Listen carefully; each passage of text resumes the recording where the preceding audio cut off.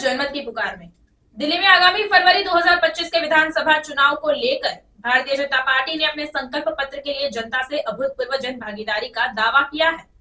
भाजपा की संकल्प पत्र समिति संयोजक और सांसद रामवीर सिंह बिधूड़ी ने प्रेस कॉन्फ्रेंस में बताया कि पार्टी को अब तक 1,04,000 से अधिक सुझाव प्राप्त हुए हैं।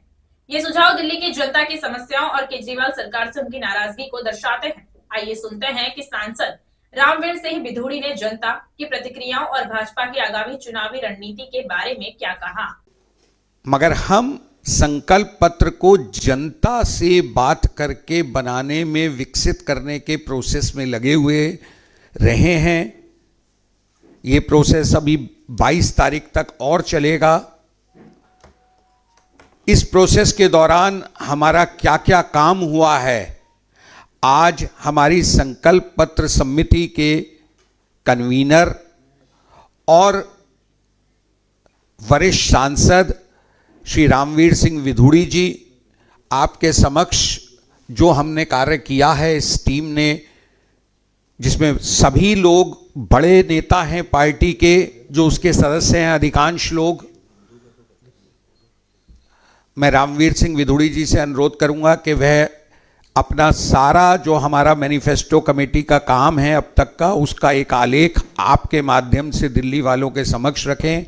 इस प्रेस वार्ता में हमारे साथ अभिषेक टंडन जी हैं, जो मैनिफेस्टो टीम के सदस्य भी हैं, हमारे प्रवक्ता श्री शुभेंदु अवस्थी जी और चुनाव के लिए बनी विशेष मीडिया टीम के सदस्य यासिर चिलानी भी हैं। दिल्ली प्रदेश भारतीय जनता पार्टी मीडिया के प्रमुख आदरणीय श्री परवीन शंकर कपूर जी, श्री अभिषेक टंडन जी, श्री शुभेंदु जी, यासिर भाई, सभी मीडिया के सम्मानित साथियों, 18 नवंबर से हमने अपना मैनिफेस्टो बनाने का कार्य शुरू किया।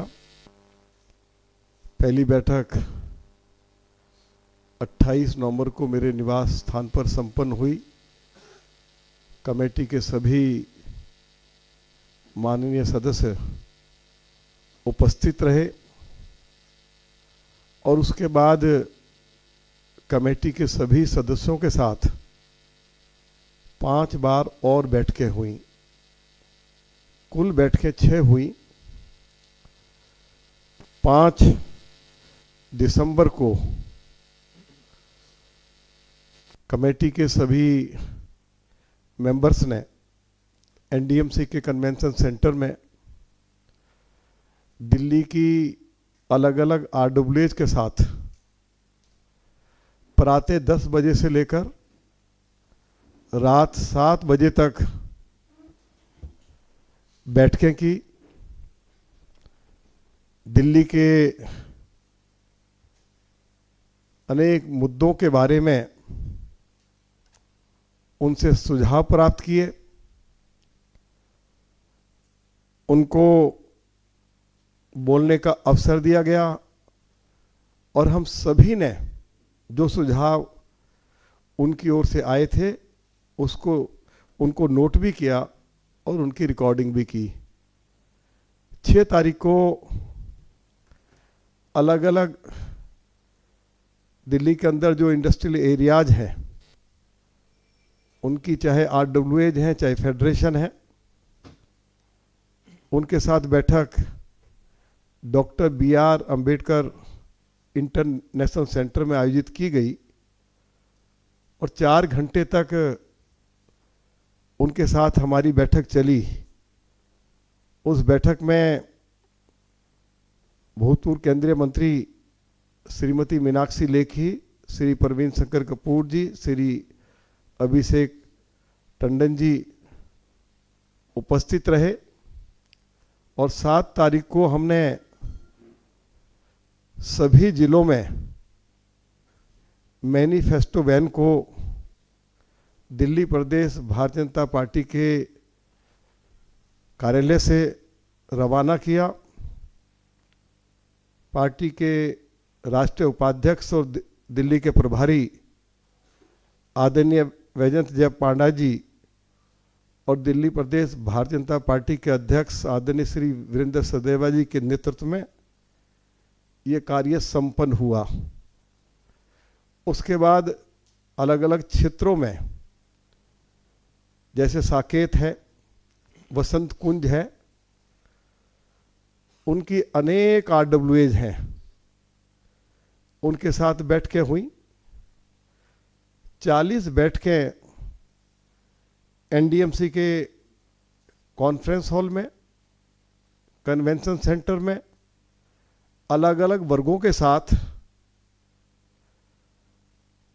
आयोजित की गई और इन बैठकों में समिति के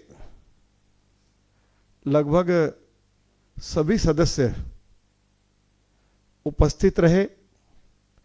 संघ परिवार के जो अलग अलग 24 संगठन हैं, उनके साथ भी लगभग 4 घंटे तक बैठक हुई, उनसे सुझाव प्राप्त किए और बैठक में पार्टी के वरिष्ठ नेता डॉक्टर हर्षवर्धन जी और श्री अभिषेक टंडन जी, श्री राजकुमार फलवारिया जी उपस्थित रहे।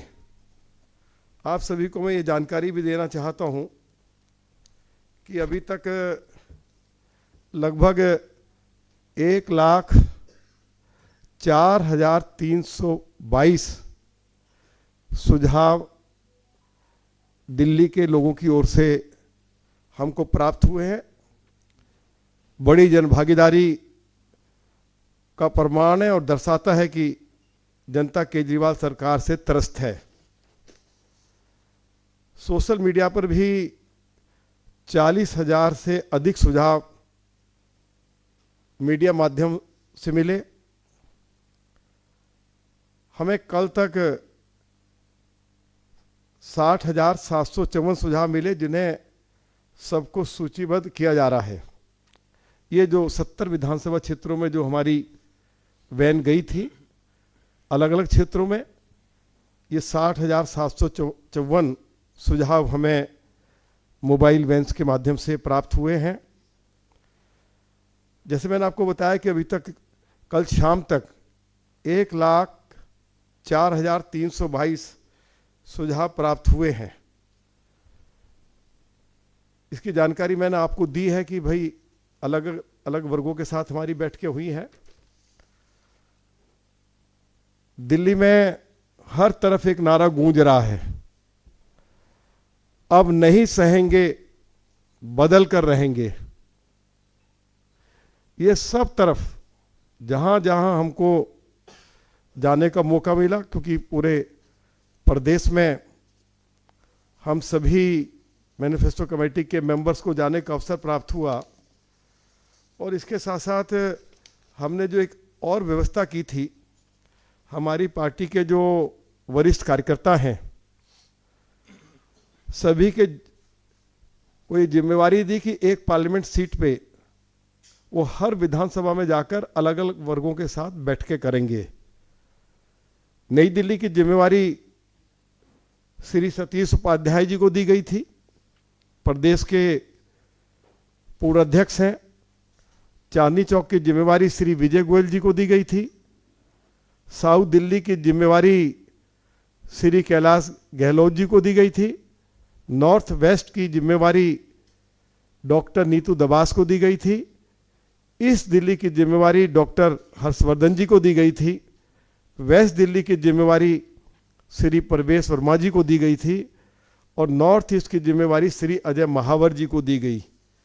इन्होंने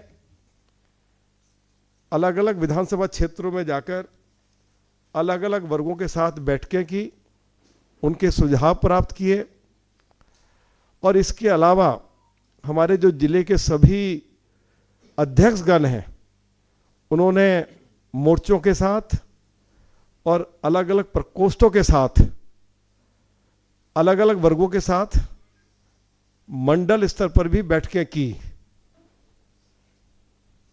दिल्ली के लोगों ने ये मन बना लिया है कि इस बार दिल्ली में बदलाव होगा। दिल्ली के लोग पीने के पानी को लेकर, दिल्ली में जो सिविल लाइन सिस्टम पूरी तरह से चौक हो गया है, बर्बाद हो गया, उसको लेकर, दिल्ली में पब्लिक ट्रांसपोर्ट सिस्टम पूरी तरह कोलैप्स कर गया है। और पहले भी ये जानकारी हमने मीडिया को दी थी कि अरविंद केजरीवाल की सरकार पिछले 10 सालों में डीटीसी के लिए एक बस नहीं खरीद पाई। लगभग 1600 इलेक्ट्रिक बसें श्री नरेंद्र मोदी जी की सरकार की ओर से दिल्ली वासियों के लिए मुफ्त उपलब्ध कराई।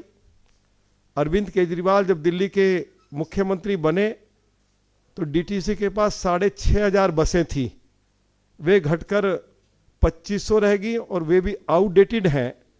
सुरक्षा की दृष्टि से उनको दिल्ली की सड़कों पर उतारा नहीं जा सकता है। दिल्ली सरकार के हॉस्पिटल्स की स्थिति बहुत दयनीय है। दिल्ली के अंदर पिछले 10 सालों में अरविंद केजरीवाल की सरकार ने एक कॉलेज नहीं खोला, कोई एक हॉस्पिटल नहीं बनाया, कोई एक नया फ्लाईओवर नहीं बनाया, कोई एक नया स्कूल नहीं खोला। लगभग 76 स्कूल्स को बंद कर दिया गया।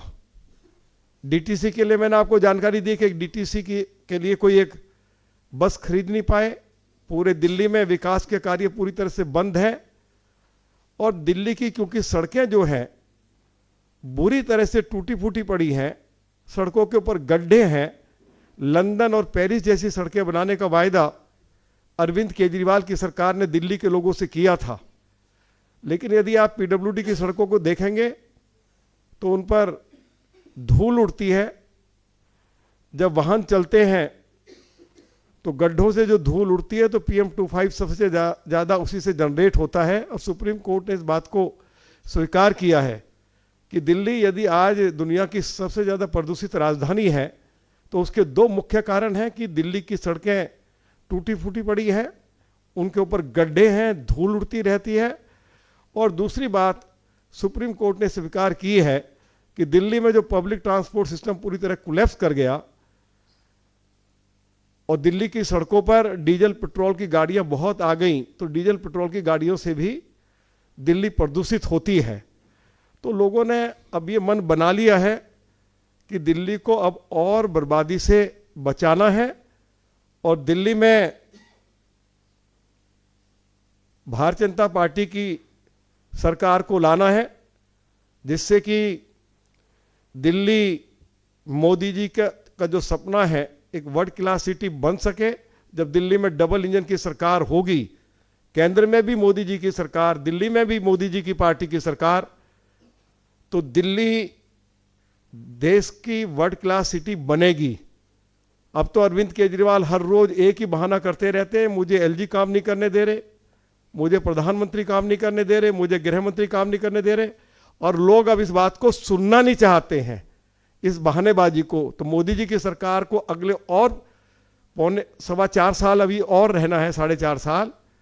तो लोगों ने मन बना लिया है कि दिल्ली में इस बार भारतीय जनता पार्टी की सरकार को लाएंगे, जिससे कि दिल्ली में बिजली, पानी, स्वास्थ्य, हमारा ट्रांसपोर्ट सिस्टम, हमारी बिजली के नाम पर जो लोगों की लुटाई पिटाई हो रही है, ये बंद हो सके और दिल्ली दुनिया का एक अच्छे शहर के रूप में विकसित हो सके।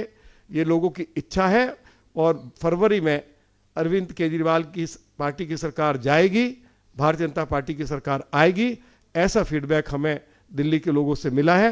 आप सभी का बहुत बहुत धन्यवाद। जब हम विधुड़ी जी दिल्ली के लोगों के बीच जा रहे थे तो एक आवाज आ रही थी, सरकार बदलो, दिल्ली बदलो। आपके कोई प्रश्न?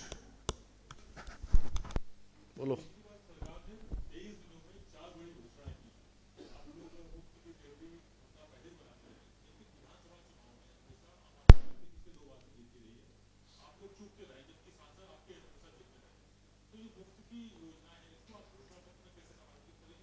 देखिए, मैं दो बातें स्पष्ट कर देना चाहता हूं और अथॉरिटी के साथ कह रहा हूं कि दिल्ली में यदि अरविंद केजरीवाल ये कह रहे हैं कि वो दिल्ली के लोगों को 20,000 लीटर मुफ्त पीने का पानी उपलब्ध करा रहे हैं, पहली बात तो ये दिल्ली के लोगों को पीने का पानी मिल नहीं रहा। हम लोग इस योजना को जारी रखेंगे, इसमें कोई किसी तरह की कटौती नहीं होगी। ये कोई अरविंद केजरीवाल की कोई अपनी उनकी घर की योजना नहीं है, सरकार की योजना है और हम इसको जारी रखेंगे। महिलाओं के लिए जो मुफ्त ट्रांसपोर्ट की व्यवस्था उन्होंने की है, दिल्ली सरकार के पास बसें ही नहीं है, महिलाएं बेचारी बस स्टैंड पे खड़ी रहती हैं, इनको गालियां निकालती रहती हैं। तो हम दिल्ली के लिए कम से कम 10,000 इलेक्ट्रिक बसें लेकर आएंगे।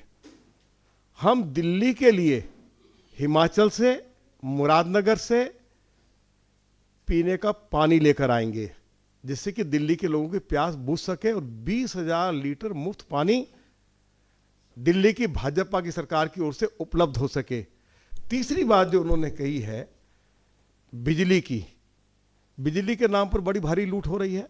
आप अपना, यदि आप दिल्ली में रहते हैं तो आप अपना बिल उठा के देखिए, 3 बार अरविंद केजरीवाल की सरकार ने बिजली की दरों में बढ़ोतरी की, जबकि वायदा यह किया गया था कि जब तक मेरी सरकार रहेगी बिजली के बिलों में बढ़ोतरी नहीं होगी। आज बीएसएस कंपनी हो चाहे अन्य कंपनियां हो, बिजली कंपनियां, उनके अधिकारियों को और कर्मचारियों को जो 750 यूनिट मुफ्त बिजली दी जा रही है, वह पैसा भी बिजली उपभोक्ताओं की जेब से लिया जा रहा है। उनके कर्मचारी अधिकारी रिटायर हो जाते हैं, उनको जो पेंशन दी जाती है वो पैसा भी दिल्ली के बिजली उपभोक्ताओं की जेब से निकाला जा रहा है। हम ये जो इस तरह का जो मतलब जो लूट है उसको पूरी तरह से बंद करेंगे और 200 यूनिट जो मुफ्त बिजली दी जा रही है उसको जारी रखेंगे। लेकिन जो बहुत अनाप शनाप बिजली के बिल आ रहे हैं उसको न्याय संगत करेंगे। और आपको एक जानकारी और भी दे दें कि यदि आज दिल्ली के लोग जिनके पास 200 गज या 200 गज से बड़ा प्लॉट है, यदि वो अपना घर बनाते हैं तो अरविंद केजरीवाल की पार्टी की सरकार डेवलपमेंट चार्ज के नाम पर, यदि 200 मीटर का प्लॉट है तो 4 लाख रुपया आपसे पानी के कनेक्शन के लिए डेवलपमेंट चार्ज लेंगे। यदि कमर्शियल मीटर है तो आपसे 6 लाख रुपया। और जैसे जैसे प्लॉट की वो बढ़ता जाता है उसका साइज, तो इसका जो उसकी दरें भी जो हैं वो बढ़ती चली जाती हैं। तो हम ये जो डेवलपमेंट चार्जेस के नाम पर दिल्ली के लोगों को लूटा जा रहा है, इस लूट को बंद करेंगे। 200 गज से नीचे जो लोग बिजली का पानी का कनेक्शन लेते हैं, सीवर का कनेक्शन लेते हैं, उनके लिए भी वही व्यवस्था होगी जो 200 गज से नीचे के लोगों के लिए है। ये भी जानकारी मैं आपको देना चाहता हूं। अब सवाल ये है, हम अरविंद केजरीवाल से पूछना चाहते हैं कि 2024 का जब बजट आया 2024-25 का, तो उसमें यह प्रोविजन रखा गया था कि दिल्ली की सभी महिलाओं को 1,000 रुपए हर महीने पेंशन दी जाएगी और 2,000 करोड़ रुपया उस बजट में प्रावधान किया गया। और उस बजट को दिल्ली विधानसभा ने अपनी अप्रूवल दी, दिल्ली के लेफ्टिनेंट गवर्नर ने approval the, ministry of home affairs ने अपनी अप्रूवल दी और भारत की राष्ट्रपति महोदया ने अपनी मंजूरी दी। हम अरविंद केजरीवाल से पूछना चाहते हैं कि महिलाओं के लिए जो 2,000 करोड़ रुपया हर महीने उनको 1,000 रुपये पेंशन मिले, जो पैसा रखा गया था वो पैसा कहां चला गया, उसका जवाब अरविंद केजरीवाल को देना पड़ेगा। लोकसभा का चुनाव आया तो इन्होंने फार्म भरवाए, बड़ी बड़ी लंबी लंबी लाइनें लगी दिल्ली में कि हम महिलाओं को लोकसभा के चुनाव के बाद पेंशन देंगे। क्या किसी एक भी महिला को पेंशन मिली? और अब कह रहे हैं कि जैसे चुनाव के नतीजे आएंगे हम उसके बाद देंगे। तो अरविंद केजरीवाल, आप बताइए पिछले 5 साल से आप क्या कर रहे थे? तो अरविंद केजरीवाल को इस बात का जवाब देना पड़ेगा। जहां तक अभी उन्होंने कहा है सीनियर सिटीजन्स के लिए कि उनके लिए मुफ्त इलाज की व्यवस्था होगी, हम अरविंद केजरीवाल से पूछना चाहते हैं कि मोदी जी की सरकार जिन हमारे सीनियर सिटीजन्स की उम्र 70 साल से ज्यादा है, पूरे देश भर में उनके लिए आयुष्मान भारत योजना लागू कर दी।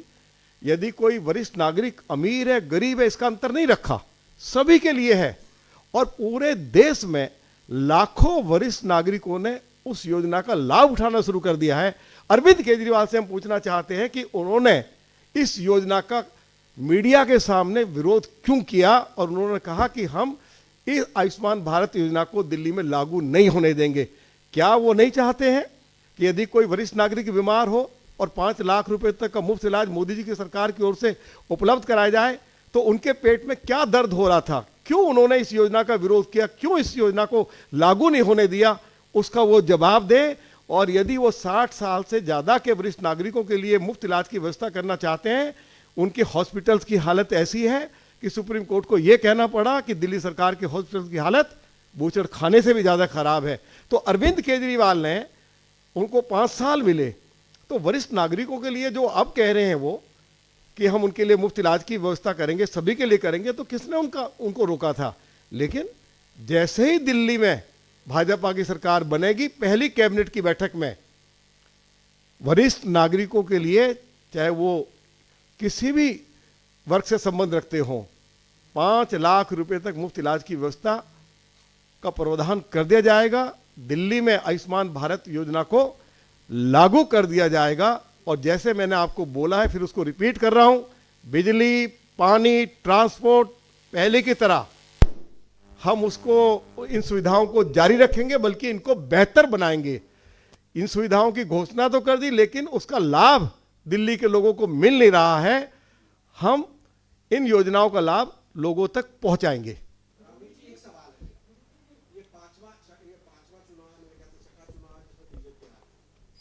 पहली बार प्याज के नाम पे हम हार गए, दूसरी बार जो है वो क्वालिटी ऑफ लाइफ स्लैब पे नारा दिया था, उस पे हार गए, तीसरी बार जो है आपके मुख्यमंत्री के चेहरा के नाम पे हार गए, चौथी बार फ्री बिजली पानी के नाम पे हार गए।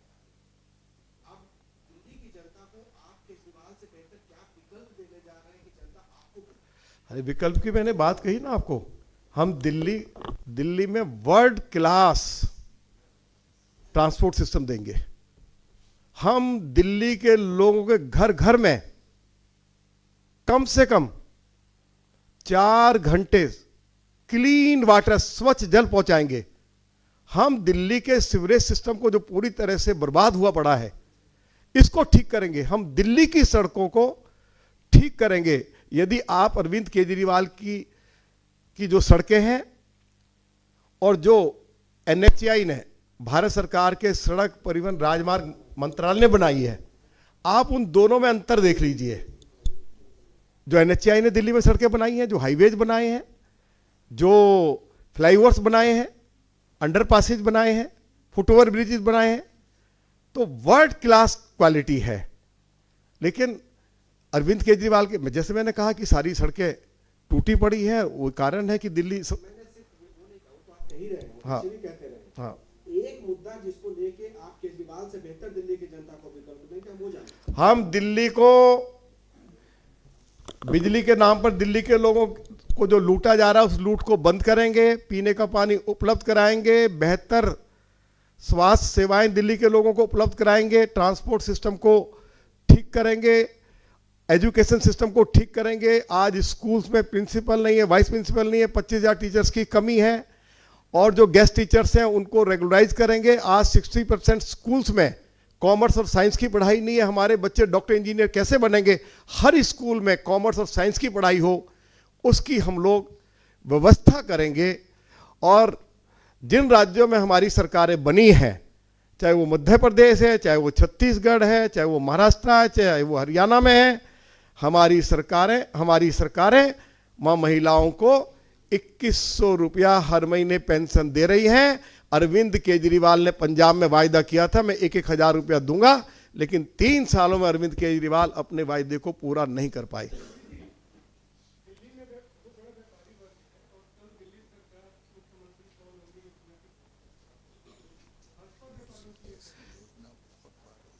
देखिए, अरविंद केजरीवाल ने इस तरह की योजनाएं अनेकों बार घोषित की है।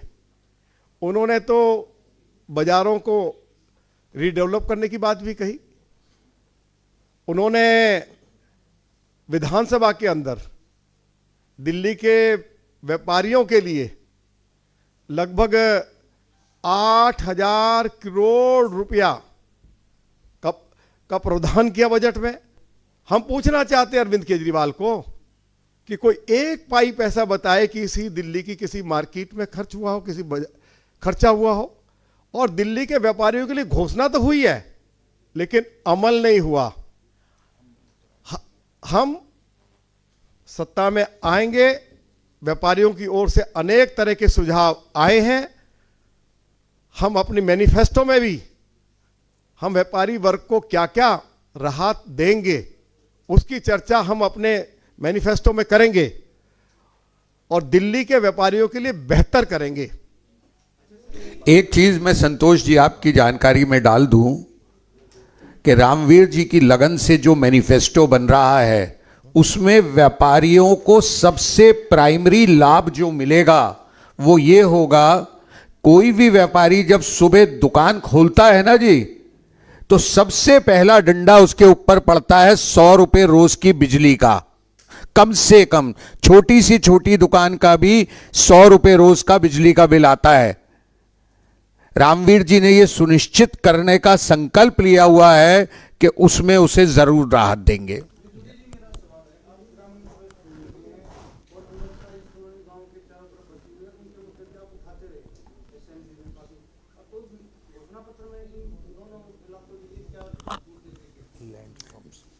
देखिए, बात यह है,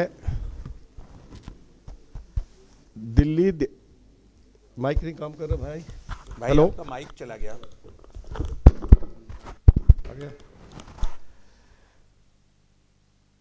अभी पिछले दिनों में दिल्ली के 7 एमपीज, दिल्ली प्रदेश भारतीय जनता पार्टी के अध्यक्ष आदरणीय श्री वीरेंद्र सचदेवा जी के नेतृत्व में दिल्ली के ऑनरेबल लेफ्टिनेंट गवर्नर को भी मिले, भारत के आदरणीय गृह मंत्री जी को भी मिले। और आपको ये जानकर खुशी होगी कि दिल्ली के उपराज्यपाल महोदय ने एमपीज के आग्रह पर दिल्ली देहात के विकास के लिए 1500 करोड़ रुपए उपलब्ध कराए हैं। 960 करोड़ रुपए के विकास कार्य दिल्ली के गांवों में जारी हैं।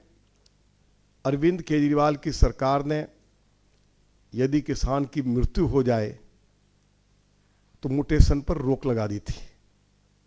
दिल्ली के ऑनरेबल लेफ्टिनेंट गवर्नर ने हमारे प्रदेश अध्यक्ष जी और एमपीज के आग्रह पर म्यूटेशन दोबारा से शुरू करवाई है। गांव-गांव में एसडीएम और तहसीलदार कैंप लगा रहे हैं और लोगों के सामने जो बड़ा भारी संकट था वो समाप्त हो गया। तीसरी जो शिकायत थी गांव के लोगों की कि जब गांव अर्बनाइज हो जाता है तो ग्राम सभा की जमीन डीडीए को ट्रांसफर हो जाती है। और पहले ये रहा है कि डीडीए उस जमीन को विकसित करके, चाहे उसके ऊपर residential, industrial, commercial plot develop करके उसको बेचकर सैकड़ों करोड़ रुपया कमाती थी। अब हमारे दिल्ली के ऑनरेबल लेफ्टिनेंट गवर्नर ने इस बात की व्यवस्था कर दी कि ग्राम सभा की जमीन पर केवल गांव के लोगों को नागरिक सुविधाएं उपलब्ध कराने के लिए आरक्षित रखा जाएगा। गांवों में अच्छे कम्युनिटी सेंटर्स बन सकें, पार्क बन सकें, बच्चों के लिए खेल के मैदान बन सके, कोई सीवेज ट्रीटमेंट प्लांट लगाना हो, कोई वाटर ट्रीटमेंट प्लांट लगाना हो, कोई स्कूल खोलना हो, कोई हॉस्पिटल बनाना हो, कोई कॉलेज खोलना हो, तो वो ज़मीन उसके लिए आरक्षित कर दिया है। ये ऐतिहासिक फैसला हमारे माननीय गृह मंत्री जी के आदेश पर दिल्ली के ऑनरेबल लेफ्टिनेंट गवर्नर ने लिया है। हम गृह मंत्री जी के प्रति और उपराज्यपाल महोदय के प्रति और दिल्ली प्रदेश भारतीय जनता पार्टी के अध्यक्ष आदरणीय श्री वीरेंद्र सचदेवा जी के प्रति बहुत आभार व्यक्त करते हैं, जिनके पहल पर ये सब कुछ हुआ है। गांव के लोगों की एक बड़ी शिकायत थी, 104 गांव के लोगों की, जहां लैंड पूलिंग पॉलिसी को इम्प्लीमेंट करना है कि साहब हमको बिजली के कनेक्शन नहीं मिल रहे हैं, डीडीएस से एनओसी मांगी जाती है डीडीए एनओसी देती नहीं है। सभी सातों एमपीज, प्रदेश के अध्यक्ष श्री वीरेंद्र सचदेवा जी की लीडरशिप में एलजी साहब को एक बार नहीं कम से कम 4 बार मिले और अंत में एलजी साहब ने डीडीए को डायरेक्शन दी कि बिजली के कनेक्शन के लिए गाँवों में और गाँव की जो एक्सटेंडेड आबादी है जिन्होंने आवेदन किया उनको तुरंत बिजली के कनेक्शन दिए जाएं। आपको ये जानकर खुशी होगी कि कल शाम तक की जो मेरे पास जानकारी थी, तीनों बिजली कंपनियों ने 24,000 नए कनेक्शन गांव और गांव की एक्सटेंडेड आबादी में उपलब्ध कराए हैं। तो गांव की जो भी समस्याएं हैं हम उनको एक एक करके उनका जो भी हम समाधान कर सकते हैं वो कर रहे हैं। दिल्ली में हमारी जब सरकार आ जाएगी, कुछ ऐसी समस्याएं हैं जिनको दिल्ली और केंद्र सरकार को मिलकर करना होता है। उसमें हमें दिल्ली की सरकार का सहयोग नहीं मिल रहा है, दिल्ली की मुख्यमंत्री का सहयोग नहीं मिल रहा है और उसकी वजह से कुछ मुद्दे हमारे पेंडिंग है, चाहे वो लैंड पूलिंग का है, चाहे वो जीडीए पॉलिसी का है, चाहे बिल्डिंग बायलॉज का है। क्योंकि ये सारे जो मुद्दे हैं, ये फाइल जो है जो दिल्ली सरकार का यूडी डिपार्टमेंट है उससे होती हुई एलजी के पास जाती है और अरविंद केजरीवाल की सरकार उन सारी फाइलों को रोक कर बैठी हुई है। फरवरी में जब हमारी सरकार आ जाएगी तो हम लैंड पूलिंग पॉलिसी को भी इम्प्लीमेंट करेंगे, जीडीए पॉलिसी को भी इम्प्लीमेंट करेंगे, जिससे कि किसानों को उसकी ज़मीन का अच्छी कीमत मिल सके। एक्सटेंडेड आबादी को रेगुलराइज करने वाली फाइल अरविंद केजरीवाल के हम पेंडिंग पड़ी है यूडी डिपार्टमेंट में। हम उस गांव की आबादी को भी फिर उसको नियमित करने का काम करेंगे। 81A को समाप्त करना है। अरविंद केजरीवाल की सरकार उसकी प्रपोजल ही नहीं भेज रही। मैंने विधानसभा के अंदर भी कहा था भाई प्रपोजल तो भेजो कम से कम, फिर लेफ्टिनेंट गवर्नर साहब उसको मिनिस्ट्री ऑफ यूडी को भेजेंगे। लेकिन कई हमारे ऐसे मुद्दे हैं जो बहुत महत्वपूर्ण मुद्दे हैं और किसान लंबे समय से उन मुद्दों को उठा रहे हैं। तो केंद्र में मोदी जी की पार्टी की सरकार है, दिल्ली में आम आदमी पार्टी की सरकार है। दोनों सरकारों में जो ठीक से जो मतलब हम तो सहयोग का हाथ बढ़ाते हैं लेकिन उनकी ओर से सहयोग मिलता नहीं है। जैसे आयुष्मान भारत योजना लागू नहीं होने दी, प्रधानमंत्री आवास योजना लागू नहीं होने दी, पीएम विश्वकर्मा योजना लागू नहीं होने दी। ये हम सारी कई चीज़ें बता सकते हैं जो अरविंद केजरीवाल जी ने। ऐसे ही अभी पार्लियामेंट के अंदर भारत सरकार के कृषि मंत्री ने रिप्लाई दिया है कि दिल्ली के किसानों के लिए जो अनेक जन कल्याणकारी योजनाएं, लाभकारी योजनाएं जो पूरे देश में मोदी जी की सरकार ने शुरू की है, उन योजनाओं को अरविंद केजरीवाल की पार्टी की सरकार ने दिल्ली में लागू नहीं होने दिया, जबकि बार बार उनसे आग्रह किया गया है। धन्यवाद। अगर आपने हमारा अभी तक चैनल सब्सक्राइब नहीं किया है तो कृपया चैनल सब्सक्राइब कर लें, लाइक करें, शेयर करें, कमेंट करें। तो मिलते हैं फिर किसी और खबरों के साथ। नमस्कार।